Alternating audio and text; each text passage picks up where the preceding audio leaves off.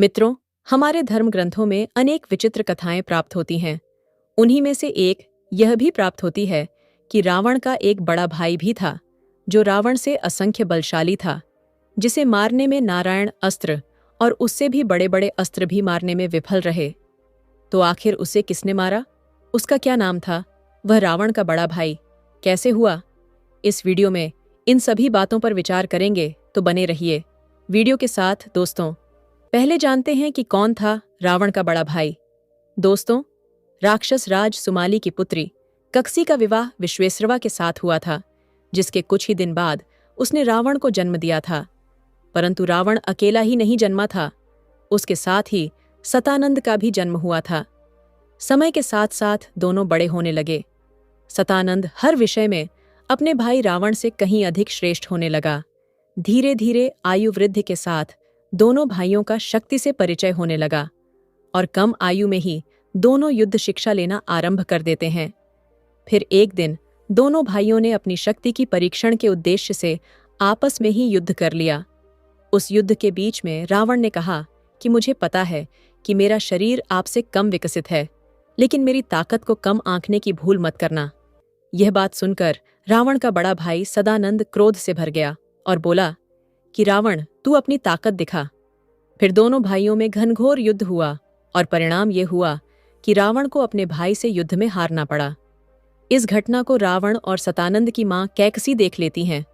तब उन्होंने दोनों को बहुत डांट लगाई कि तुम आपस में ही युद्ध कर रहे हो। मैंने तुम लोगों को राक्षसी सत्ता को कायम रखने के लिए जन्म दिया था। कैकसी सतानंद पर बहुत ज्यादा रुष्ट हो गई और उसने कहा कि तुम पृथ्वी छोड़कर अंतरिक्ष में वास करो, और जब तक तुम्हारा अनुज रावण पृथ्वी पर राज करे, तब तक तुम शांत रहो। सतानंद ने अपनी मां की आज्ञा को स्वीकार कर लिया और अंतरिक्ष में जाकर रहने लगा। मित्रों, सतानंद का अर्थ होता है जिसके 100 सिर हो। बाद में रावण की मृत्यु के पश्चात संपूर्ण लंका में एकमात्र राक्षस मायासुर ही बचा था, जो मंदोदरी का पिता था, और उसी ने रावण के मृत्यु की सूचना अंतरिक्ष में सतानंद को दिया। जैसे ही उसने रावण की मृत्यु का समाचार सुना, तो वह भीषण गर्जना करने लगा। वह क्रोधाग्नि में जलने लगा। उसकी गर्जना के शब्द रामा दल तक सुनाई देने लगे। तब श्री राम और उसकी सेना को बहुत ही आश्चर्य हुआ कि आखिर अब कौन गरज रहा है। उस सतानंद ने अंतरिक्ष से ही छुपकर पृथ्वी पर वार करना शुरू कर दिया। हनुमान जी और श्री राम ने उसकी हर वार को विफल करना शुरू किया। सतानंद ने मां सीता को भी क्षति पहुंचाने की कोशिश की, लेकिन श्री हनुमान जी ने संभाल लिया। मित्रों, वह इतना शक्तिशाली था कि तीनों लोगों में हाहाकार मच गया। वह श्री राम सहित सभी सेनाओं को अपने लोक अंतरिक्ष में बुलाना चाहता था, इसीलिए वह छुपकर वार कर रहा था। सुग्रीव ने श्री राम से कहा, हे श्री राम, आप ही बताइए कि क्या करना चाहिए। इस प्रकार श्री राम की सेना में विचार विमर्श होने लगा और श्री राम की आज्ञा अनुसार सभी उसके सतानंद लोग उससे युद्ध करने के उद्देश्य से जाने को तैयार हुए।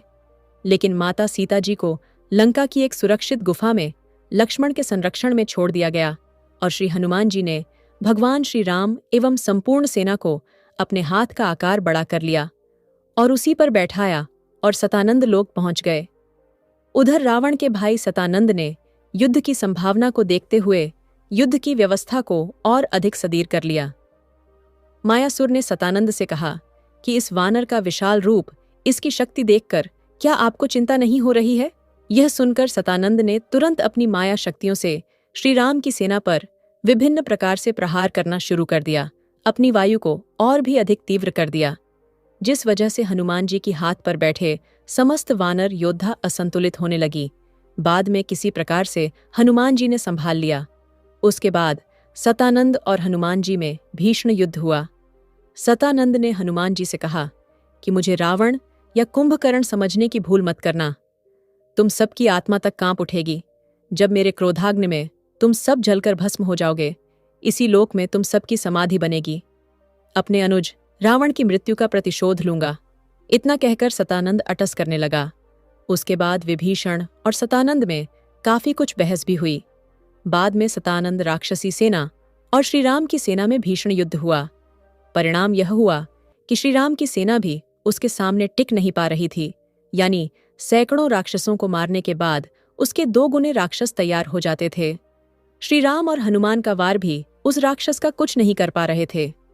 मायासुर भी सतानंद का सहयोग करने व उसे उकसाने में लगा हुआ था। इसके बाद श्री राम ने युद्ध के निमित्त द्वावाद आदित्य को बुलाया, जिनके प्रकाश से सतानंद की सेना नष्ट हो गई। लेकिन जैसे ही प्रकाश समाप्त हुआ तो वह राक्षस पुनः जीवित हो जाते थे और सतानंद मायासुर के साथ कहीं छुप गया था। हनुमान जी के साथ कुछ अन्य वानर व सतानंद को ढूंढने में जुट गए। काफी उलझनों का सामना करते हुए हनुमान जी का सामना मायासुर से हुआ। दोनों में काफी युद्ध हुआ। फिर हनुमान जी ने उसे डरा धमकाकर सतानंद की मृत्यु कैसे होगी इसका राज भी पूछ लिया। उसने बताया कि सतानंद की मृत्यु का उपाय और अस्त्र भूलोक के नीचे 5 लोकों को पार करके 6वें लोक में ही मिल सकता है। उसके बाद हनुमान जी मायासुर को अपनी पूंछ में बांधकर पृथ्वी के नीचे उस 6वें लोक को चल दिए, जिस लोक में सतानंद की मृत्यु का अस्त्र था। उधर श्रीराम और उनकी सेना सतानंद की मृत्यु के सारे अस्त्र शस्त्र उस पर छोड़ रहे थे, जो विफल हो रही थी। इधर सबसे पहले हनुमान जी अतल लोक पहुंची, फिर वितल लोक, सुतल लोक और फिर तलातल लोक। दोस्तों, तलातल लोक पहुंचने के बाद एक विचित्र घटना घटी और हनुमान जी की कृपा से मायासुर ने सच्चाई जान लिया कि श्रीराम साक्षात विष्णु के अवतार हैं। और उसके बाद मायासुर भी श्रीराम का भक्त बन गया। इससे यह संदेश मिलता है कि सच्चा भक्त भगवान के दर्शन करवा देता है, और जो दर्शन कर लेता है, चाहे वह कितना भी क्रूर क्यों ना हो, वह अवश्य भक्त बन जाता है। उसके बाद मायासुर को तलातल लोक में ही छोड़कर श्री राम श्री हनुमान जी महातल लोक को प्रस्थान किए। फिर अंत में रसातल लोक पहुंचे। दोस्तों, यह वही लोक था जिसमें सतानंद की मृत्यु का शस्त्र मौजूद था, जहां पर हनुमान जी का सामना नागराज वासुकी से हुआ। वासुकी ने हनुमान जी पर भी वार किया, लेकिन हनुमान जी के सामने क्या कभी किसी की चली है? हनुमान जी ने कहा कि मेरे लिए राम काका आज ही सर्वोपरि है। मैं आपसे युद्ध नहीं करना चाहता, बल्कि सहायता प्राप्त करने के लिए आया हूं। वासुकी ने कहा कि क्या चाहते हो तुम और कौन हो तुम? हनुमान जी ने बताया, मैं प्रभु श्री राम का सेवक हूं। रावण के बड़े भाई सतानंद के वध के निमित्त उस अस्त्र के लिए आया हूं जिससे उसकी मृत्यु हो सकती है। लेकिन फिर भी नागराज वासुकी को यह परिचय समझ में नहीं आया। फिर हनुमान जी ने एक शर्त रखी, यदि आपने मुझे यहां से उठाकर फेंक दिया तो मैं यहां से चुपचाप लौट जाऊंगा। यदि आप मुझे हिला भी नहीं पाए तो आपको मेरी सहायता करनी होगी। वासुकी ने इस बात को स्वीकार कर लिया। लेकिन जब वासुकी की सभी ताकत विफल हो गई, तब हनुमान जी को प्रणाम किया और समझ आ गया कि शिव जी के 11वें अंश हैं। हनुमान जी ने कहा कि श्री राम के काज में विलंब हो रहा है, इसलिए आप मुझे अतिशीघ्र वह अस्त्र प्रदान करें जिसके द्वारा सतानंद की मृत्यु होगी। उसके बाद नागराज वासुकी ने वह दिव्यास्त्र हनुमान जी को दिया और हनुमान जी उस अस्त्र को लेकर अतिशीघ्र ही श्रीराम के पास चल दिए। इधर श्रीराम ने सतानंद का वध करने के लिए नारायण अस्त्र का प्रयोग किया, लेकिन वह महान अस्त्र भी सतानंद का वध नहीं कर पाया। इसी बीच पर हनुमान जी वहां पहुंच गए और हनुमान जी ने देखा कि श्रीराम सहित उनकी सारी सेना धराशायी पड़ी हुई है, क्योंकि नारायण अस्त्र का प्रयोग जो करता है वह कुछ क्षण के लिए शक्तिहीन हो जाता है। इसीलिए श्रीराम भी बेहोशी की हालत में थे। यह सब देखकर हनुमान जी अत्यंत क्रोधित हो उठे और जो दिव्यास्त्र वे लेकर आए थे उसे सतानंद पर चला दिया। सतानंद तो मर गया, लेकिन पुनः जीवित हो उठा। उसी समय वहां शिवजी प्रकट हुए। हनुमान जी ने पूछा कि हे भोलेनाथ, सदानंद को तो मैंने इसकी मृत्यु के अस्त्र से ही मारा है, फिर यह कैसे जीवित हो गया?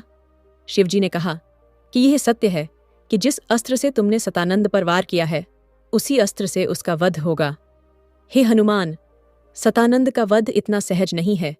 यहाँ पुष्कर लोक में भेजने से पूर्व उसकी माता कैकसी ने उसे वरदान दिया था कि उसकी मृत्यु किसी अयोनिजा के हाथों से ही हो सकती है, यानी जो किसी के गर्भ से जन्मा ना हो।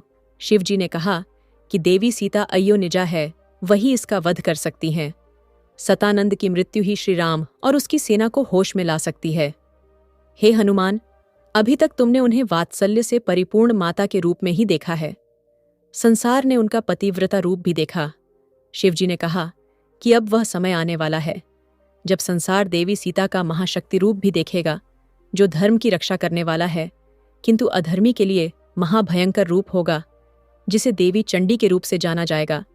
शिवजी ने हनुमान जी को समझाया और कहा, अब तक तो ब्रह्मदेव ने देवी सीता को इस घटना की सूचना भी दे दी होगी, किंतु तब तक तुम्हें सतानंद को यहीं पर उलझा रखना होगा, जिससे कि वह कोई भी अनिष्ट न कर सके। हनुमान जी ने कहा कि ऐसा ही होगा प्रभु। उधर ब्रह्मा जी ने जाकर सारी खबर सीता को सुनाई। इस खबर को सुनने के बाद माँ सीता अत्यंत क्रोधित हो उठी।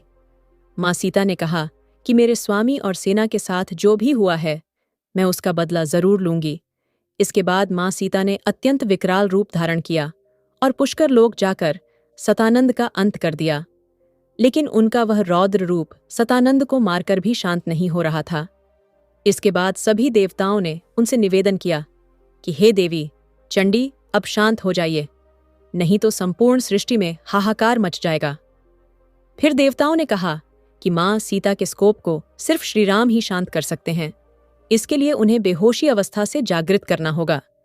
लेकिन समस्या यह थी कि प्रभु श्रीराम के उस नारायणास्त्र के प्रयोग करने की वजह से स्वयं भगवान श्रीराम शक्तिहीन हो चुके थे, तो फिर वह कैसे सीता जी के क्रोध को शांत कर पाएंगे। फिर हनुमान जी ने कहा कि वे अवश्य होश में आ जाएंगे। इसके बाद हनुमान जी ने श्रीराम से बहुत निवेदन किया, जिससे भगवान श्रीराम को होश आया और फिर उन्होंने माँ सीता को बहुत समझाया। इसके बाद माँ सीता ने अपना क्रोध त्याग दिया। दोस्तों, इस वीडियो में इतना ही। दोस्तों, आपको यह जानकारी कैसी लगी, हमें कमेंट करके ज़रूर बताइएगा। और अगर आपको यह वीडियो अच्छी लगी हो तो इस वीडियो को एक लाइक ज़रूर से कर दीजिएगा, और चैनल पर नए हैं तो चैनल को सब्सक्राइब कर लीजिएगा, ताकि इस तरह के वीडियो आपको आगे भी मिलती रहे। तब तक आप सभी अपना ख्याल रखिएगा। जय श्री राम।